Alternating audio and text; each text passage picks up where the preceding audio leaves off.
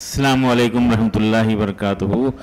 काबिल एहतराम उलमा इकराम, इस प्रोग्राम के ऑर्गेनाइज़र्स, इस्तक़बालिया कमेटी के मेंबरान, बुज़ुर्गों, नौजवानों और काबिल एहतराम माओ बहनों, बहुत अहम बातें आप लोगों के सामने आई और ये अल्हम्दुलिल्लाह खुल के ये बात पूरे मुल्क भर में हो रही है और होना चाहिए।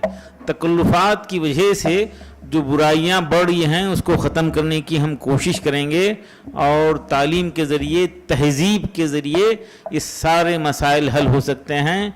यकीनन वही कौमें ज़िंदा रहने का हक़ रखती हैं जो अपनी नस्ल की हिफाजत करती हैं और नस्ल की तहज़ीब की हिफाजत करती हैं। और इज़्ज़त व इफ्तिखार का वाहिद रास्ता बेहतरीन तालीम, आला तरबियत है। बड़ी अच्छी बातें यहाँ पे आई हैं। मैं बस दो चार ख्वाहिशात करके मेरी बात को इख्तिताम को पहुँचाऊँगा। वो यही कि जो है अजीब हालात हैं, नाना दादा नसीहत नहीं कर रहे हैं, मामू चाचा नसीहत नहीं कर रहे हैं और नवासी पोतरी को नाना दादा नसीहत नहीं कर रहे हैं, बेटा ये कपड़े पहनने के लिए हैं, चिपकाने के लिए नहीं। ये नसीहत नहीं कर रहे हैं। अब खुलकर इदारे वाले शुरू करना चाहिए, इदारे इंस्टीट्यूशन ये बात शुरू करना चाहिए, इसकी गुफ्तगू होना चाहिए। हर छोटी बड़ी महफिल में, आप होटल में बैठे हुए हैं तीन दोस्तों के साथ, कहीं ऑफिस में हैं, कहीं बिजनेस प्लेस पे हैं, तो जो भी दो चार जो लोग मिलेंगे आपस में वादा करेंगे, तलखीन करेंगे कि ये लेगिंग्स को हम इंशाअल्लाह हमारे माशरे से निकाल फेंक देंगे इंशाअल्लाह। पता नहीं कहाँ से कब ये चीज़ आ गई और किस तरह हमारे माशरे में दाखिल हो गई और लोग देखकर नज़रअंदाज कर रहे हैं। बड़ा अफसोस हो रहा है, बड़ा अफसोस हो रहा है। इसका कहाँ से आ गया ये? अजीब बात है, एक नए नए फैशन आ जा रहे हैं और अभी तो बच्ची है, अभी तो बच्ची है बोल के नज़रअंदाज कर रहे हैं। ये बच्ची बड़ी हो रही है और इसकी झिझक ख़त्म हो जा रही है और वो सिर्फ बुरखा ढांक लेके बाहर निकल रहे हैं, लेगिंग्स पहन कर निकल रहे हैं। इस पे सबको तवज्जो देना है। आप लोगों ने वादा किया है आज लेगिंग्स जाकर घर को जलाना चाहिए। कौन कौन हमारी इस बात से मुत्तफिक हैं? हम हाथ उठाइए, कौन कौन मुत्तफिक हैं? आज जलाएंगे इंशाअल्लाह और ज़िंदगी भर दूसरों को बोलेंगे। फटे हुए पैंट वाले बच्चे को समझा के बोलना है, बेटा ये कि आपके अम्मी अब्बा इससे मुत्तफिक हैं, आपके अम्मी अब्बा इसको पसंद करते हैं, तो बोलता है कि ना पसंद करते हैं, तो उसको मैं बोलता हूँ बेटा अम्मी अब्बा इसको पसंद नहीं करते हैं तो अल्लाह भी पसंद नहीं करता। कपड़ा फट जाए तो सी कर पहनना सुन्नत है, अच्छे खासे कपड़े को फाड़ कर पहनना सुन्नत के साथ बगावत है। तो उसको मैं बच्चे को, नौजवान को रिक्वेस्ट करता हूँ बेटा इसको आज जला देना है और ज़िंदगी भर नहीं पहनना है और ज़िंदगी भर दूसरों को बोलना है। एयरपोर्ट पे हो, किसी मस्जिद में जुमा के दिन बच्चे फटे हुए पैंट, घुटने के ऊपर फटे हुए पैंट के साथ अंदर दाखिल हो रहे हैं, कोई उनको नसीहत नहीं कर रहा है। आज से हम ये तय करेंगे इंशाल्लाह ये बुराई को ख़त्म करेंगे। इस तरह से मखलूत तालीम के मामले में मैं जिक्र कर रहा हूँ, सुबह से 2 मरतबा यहाँ पे प्रोग्राम्स में जिक्र कर रहा हूँ। वो लोग झूठ बोलते हैं, लोग झूठ बोलते हैं वो कि नहीं वो हमारी घर की तरबियत का असर होता है, हम कंट्रोल करते हैं। सरासर झूठ है वो। कोई कंट्रोल वगैरह नहीं होता, कोई तरबियत का असर नहीं होता, माहौल का असर हो ही जाता है, माहौल का असर हो ही जाता है। मैं एक बुजुर्ग से सुन रहा था, मिले, मैं शहर का नाम भी लेना मुनासिब नहीं समझूंगा, कि बुजुर्ग मिले मुझसे, बात करते करते आधे 15 मिनट में जो है थोड़ा सा फेमिलियर हो गए और बोल रहे थे खदीर मियाँ दुआ करो, मैं अपनी बेटी को अच्छे स्कूल में पढ़ाया, बड़े स्कूल में पढ़ाया, डॉक्टर बनाया, वो माहिर डॉक्टर है और बड़े बड़े शहरों में बुलाया जाता है, आप दुआ करो, बड़े अच्छे स्कूल में, बड़े स्कूल में पढ़ाया, दुआ करो दामाद ईमान लाले। ये हालात हैं, ये हालात हैं। बड़ा स्कूल, अच्छा स्कूल बोलते हैं, अफसोस की बात है वो गंदे माहौल को। मैं एक 2 लोग आए थे मेरे पास, बच्ची का एडमिशन के लिए आए थे, तो प्रिय उस स्कूल का नाम देखा और मैं पूछा कि भाई आप किस तरह से बर्दाश्त करें 10th स्टैंडर्ड तक वो गंदे माहौल में अपनी लाडली अपनी बेटी को किस तरह से भेजे, कैसा बर्दाश्त करे? तो बोलते नहीं हम कंट्रोल करें। میں خوش ہو گیا, ماشاءاللہ کنٹرول کرنے کا ان کے پاس کوئی فارمولا ہے, بتائیے تو صحیح وہ کیا چیز ہے. پوری دنیا پریشان ہے کنٹرول کرنے کے لیے, کوئی ریگولیٹر ہے, کوئی سوئچ ہے, کوئی ٹیمپریچر مینٹین کرنے کا ہے, کوئی دوا ہے جو کھلا دیں, ٹیبلٹ کھلا دیں اور کنٹرول ہو جاتا ہے. سراسر جھوٹ ہے, اپنے آپ کو دھوکہ دے رہے ہیں. اپنی نسل کو ایسے گندے ماحول سے بچائیے اور مخلوط تعلیم سے بچائیے. 9 سے یہ اثرات ہو رہے ہیں, 9 سے یہ اثرات ہو رہے ہیں. 8 سے فرق پڑا ہے, تھوڑا تھوڑا فرق پڑا ہے. 9th اور 10th میں یہ پیک پہ جا رہا ہے. اس طرف توجہ دینا ہے, نظر انداز کرنا یقیناً نسلوں کو تباہ ہو رہے ہیں. نکاح کے دن کی دعوت کا بھی آپ کے سامنے ذکر ہوا. بہترین نکاح وہ ہے جس میں کم خرچ ہو. ہم اس کے اپوزٹ جا رہے ہیں, آپ وعدہ کیجئے, آج ارادہ کیجئے. دیکھیے میں وہ پیسے والوں سے ریکویسٹ کرتا ہوں, ہبلی کے وہ پیسے والے ہمارے بھائیوں, صرف اپنے پیسے کے گھمنڈ پر, یہ بے شک آپ حلال کمائے ہیں, آپ انٹرسٹ پہ پیسہ نہیں لے رہے ہیں, لون نہیں لے رہے ہیں, آپ کا اپنا پیسہ آیا ہے, حق حلال کی کمائی سے آپ پیسہ جمع کرے ہیں, اور اس طرح سے آپ کے کمائے ہوئے پیسے کو ضائع کرنا آپ کا حق نہیں ہے.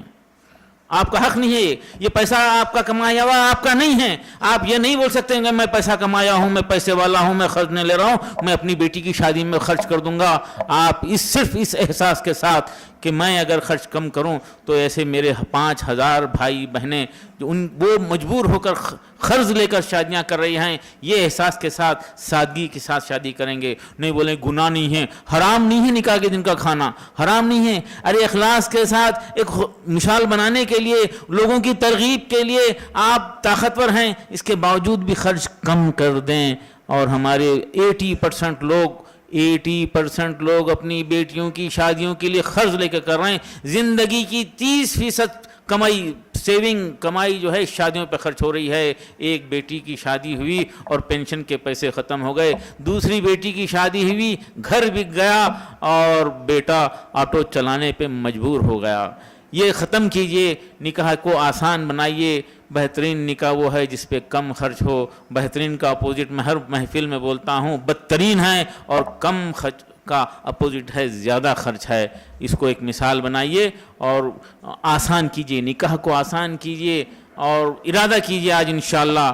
اور ہماری بہنوں سے جو کوئی بھی سن رہے ہیں, آن لائن پہ بھی یہ پروگرام چل رہا ہے, وہ بہنوں سے, یہ ہماری بہنوں کی ہٹ درمی کی وجہ سے ہمارے مرد شرمندہ ہو رہے ہیں. وہ ان پہ ظلم ہوا تھا کسی زمانے میں, وہ اب بدلہ لے رہے ہیں دوسری بیٹیوں کے ساتھ, بدلہ لے رہے ہیں. یہ تو ہماری بہنوں سے ادباً گزارش ہے, شادیوں کو آسان کریں. ولیمے کا ذکر ہوا, بدترین کھانا وہ ولیمے کا کھانا ہے جہاں پہ غریبوں کا خیال نہیں رکھا جاتا. ہمارے فنکشن ہال میں ڈنڈا لے کے باہر سیکیورٹی پہ لوگ ٹھہرے ہوئے ہیں, غریب وہاں سے گزر بھی نہیں سکتا. اور فضول, مجھے ایئرپورٹ پہ ہمارے بیدر شہر کے کچھ بزنس مین ملے تھے, وہ بمبئی جا رہے تھے, ایسی گفتگو ہوئی, بولے نہیں مسلمان لوگ کھانا ویسٹ کرتے ہیں, بلکہ وہ اپنی اہلیہ اور بیٹے کے ساتھ وہاں پہ تھے ایئرپورٹ پہ, کل بتا رہے تھے مجھے شرمندگی ہو رہی تھی. یہ اناج ویسٹ کرنے کا ہے, یہ کھانا ویسٹ کرنے کا ہے. تو یہ فضولیات ختم کریں گے, اور آج ہم ارادہ کریں گے انشاءاللہ, اور یہ تہذیبی ارتداد کی طرف توجہ دیں گے. رات میں ہمارے بچے 11-12 بجے تک 2 بجے تک باہر ہیں, اور صبح میں 11-12 بجے تک سو رہے ہیں. اس کے طرف توجہ دیں. مسجد کو مرکز بنا کر, مسجد کا علاقہ طے کر کے مسجد واری فلاحی کام کریں. مسجد عبادت کا مرکز ہے, مولانا ابھی ذکر کر رہے تھے, اس کو دعوت کا مرکز بنانا ہے, اس کو خدمت کا مرکز بنانا ہے, اور اس کو تعلیم و تربیت کا مرکز بنانا ہے. ایک مسجد کا علاقہ طے کریں اور اس خیر کے کام اس مسجد کے ذریعے اس علاقے میں ہوں. سروے ہو, یہ گٹکا, یہ نشہ آور چیزوں سے ہمارے معاشرے کو ختم کرنا ہے. یہ گٹکے کی دکان, وہ مسجد کے علاقے والے, اس مسجد میں دکان جو گٹکے کی بک رہی ہے, 4-5 لوگ 1 سے 2-3 مرتبہ مسجد میں مشورہ کر کے, دعا کر کے جا کر اس گٹکے کی دکان والے سے یہ ریکویسٹ کی جا سکتی ہے, بیٹا اللہ نے تمہیں تیری دکان میں اتنے 50 آئٹم بیچنے کے لیے موقع دیا ہے, یہ بیچ کیا یہ زہر بیچ کر ہی تو اپنے بیوی بچوں کا پیٹ پالے گا؟ کیا یہ ضروری ہے زہر بیچ کر ہی تو کمائے گا؟ تو اگر 2-4 مرتبہ اس مسجد کے لوگ اخلاص کے ساتھ دعا کر کے جا کر سمجھائیں گے تو مجھے یقین ہے کہ وہ گٹکا بیچنے والا اپنی دکان سے گٹکا نکال دے گا، اور آپ یہ اعلان کر سکتے ہیں کہ ہماری مسجد کے علاقے میں گٹکا سیل نہیں ہوتا۔ ایک برائی ختم ہو جائے تو انشاءاللہ اس کے ذریعے 50 برائیاں ہو جائیں گی۔ نسل ناکارہ ہوتے جا رہی ہے، نشہ آور اور ماں باپ کی نافرمان ہوتے جا رہی ہے۔ ایک برائی کو ختم کریں، ایک بھلائی کو عام کریں، کیونکہ وقت زیادہ ہو چکا ہے۔ میں تمام کا شکریہ ادا کرتا ہوں، اور ثنا ٹرسٹ کے ذمہ داروں کا، ایم ملگی صاحب یہاں پہ بیٹھے ہوئے ہیں، بڑے خوش تھے کہ اچھی باتیں ہو رہے ہیں، وہ تشریف لائے ہیں یہاں پہ، اور ان کی فکر تھی جو شاہین یہاں پر آیا ایک ماحول بنانے کی کوشش کر رہے ہیں۔ اور اگر آپ کے ذہن میں ہے، پورے ہبلی کے لیے میرا یہ اعلان ہے، اگر کوئی آپ ایسے بچے کو جانتے ہیں جو 13 سال کی عمر کو ہے کے اوپر کا ہے، 18 سال 20 سال کے نیچے کا ہے، اور وہ اسکول نہیں جا رہا ہے، نہیں پڑھ رہا ہے، وہ حافظ ہے، وہ یتیم ہے، وہ ڈراپ آؤٹ ہے، وہ زکوٰۃ کا مستحق ہے، تو ایسے بچوں کو آئیڈینٹیفائی کر کے ایوب صاحب کے پاس پہنچائیے۔ انشاءاللہ بنگلور میں ایسے ادارے ہیں جو ہم شروع کیے ہیں کچھ لوگوں کے تعاون سے، اور وہاں پہ رکھیں گے، اس کی تربیت کریں گے۔ وہ پڑھنے میں بالکل کمزور ہے تو اس کو بنیاد کے ساتھ پڑھا کر، اس کو 10th پاس کرا کر، اس کو دینی تربیت کر کے، اس کا لائف اسٹائل بنا کے، ضروری تعلیم دینی تعلیم سے آراستہ کر کے بھیجیں گے۔ اس کے لیے ایک بھی بچہ چھوٹنے نہ پائے۔ آپ یہ تفصیلات وہاں پہ دے سکتے ہیں۔ مولانا ذکر کر رہے تھے، ایک مسجد کا علاقہ ایک بچے کو چن لے اور اس علاقے میں 30% فیس جمع کر لے، اور قریب کے اسکول کو جا کے بولے کہ ہم یہ مسجد کے علاقے سے ایک بچے کو چنے ہیں، یہ مستحق ہے، اور یہ 30% پیسہ جو ہے ہم آپس میں چندہ جمع کر کے لائے ہیں، اس اسکول والے سے ریکویسٹ کیجئے۔ مجھے پورا یقین ہے ہبلی میں ایسے 100 اسکول تیار ہو جائیں گے ایسے بچوں کو لینے کے لیے۔ انشاءاللہ شاہین میں ایسے بچوں کو لیا جائے گا انشاءاللہ، اگر مسجد والے آپس میں مل کر چندہ جمع کر کے 30% فیس جمع کر لیں گے، 70% شاہین کی طرف سے اور ملگی فاؤنڈیشن کی طرف سے اس کو اسکالرشپ دی جائے گی۔ صرف شاہین کے لیے نہیں بلکہ ہر اسکول کے لیے آپ ہمت کیجئے، ایک ماحول بنائیے، اور کمیونٹی جب ایک مرتبہ انوالو ہو جائے گی، کمیونٹی کا حصہ جب اس میں آ جائے گا، تو یقین کیجئے یہ تعلیم کا مسئلہ قوم کا، نسل کا حل ہو جائے گا۔ یہ چند گزارشات کے ساتھ میں آپ تمام کا شکریہ ادا کرتے ہوئے اپنی جگہ لوں گا۔ السلام علیکم ورحمۃ اللہ وبرکاتہ۔